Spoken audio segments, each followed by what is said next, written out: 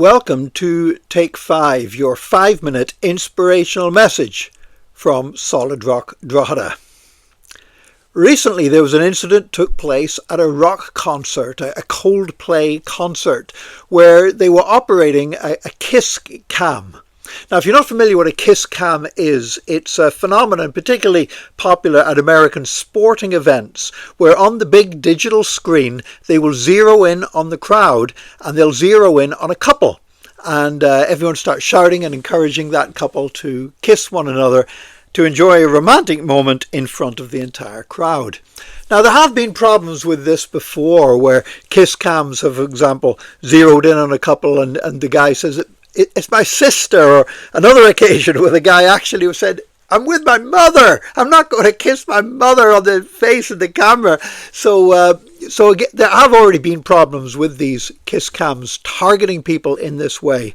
But the kiss cam at this Coldplay concert zeroed in on a couple obviously enjoying a romantic moment together, and they were horrified when they saw that they were on the big screen, reacted like hiding away, and the lead singer of the band made a comment about, "Oh, this is embarrassing, maybe they're caught in an affair," which is exactly apparently what was happening. And the couple are well known. The guy on the screen is the CEO of one of the largest tech companies in the world, worth billions of dollars. And the woman he was with was another senior official in that company, and he is a married man. In fact, just to make the situation even more embarrassing, in the past, people claim that they have been fired from that company for engaging in affairs in the workplace. Now, there's several disturbing things about this story.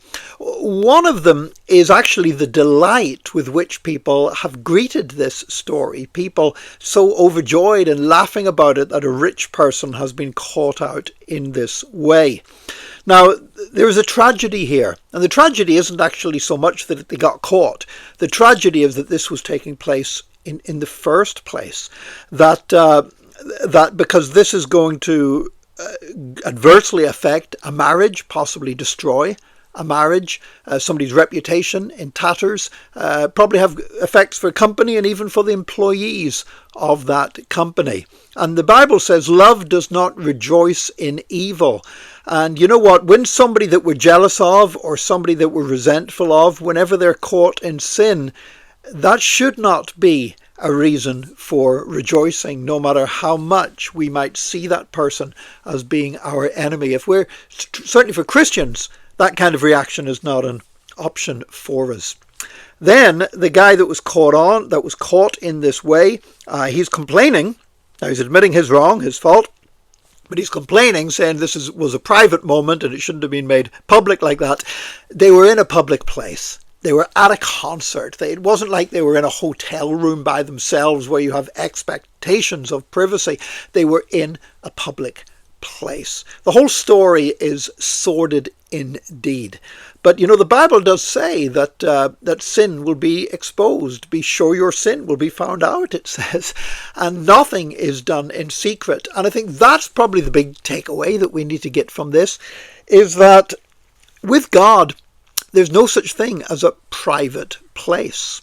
You know, more and more places that we think are private, turns out they're not private at all. A relative of mine was staying in an accommodation in an Airbnb and discovered a camera hidden in the wall, spying on them in their bedroom in an Airbnb. They thought that this was a private place where they were, and somebody, for very devious purposes, was actually filming them. They had to block the lens of the camera and really couldn't wait to get out of that property.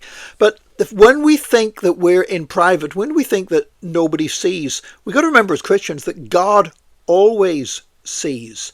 And so that's where character comes into it, because being a follower of Jesus is not just about behaving well in public. It's about having the character to live a life to glorify Jesus.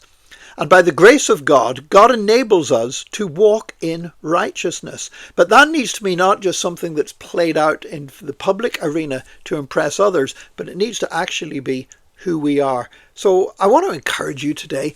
God is watching you.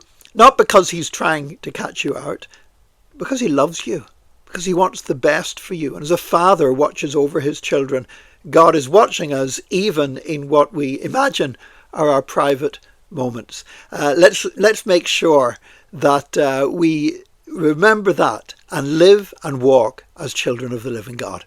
May God bless you today. Join us again tomorrow for another Take 5, your 5-minute inspirational message from Solid Rock Drogheda.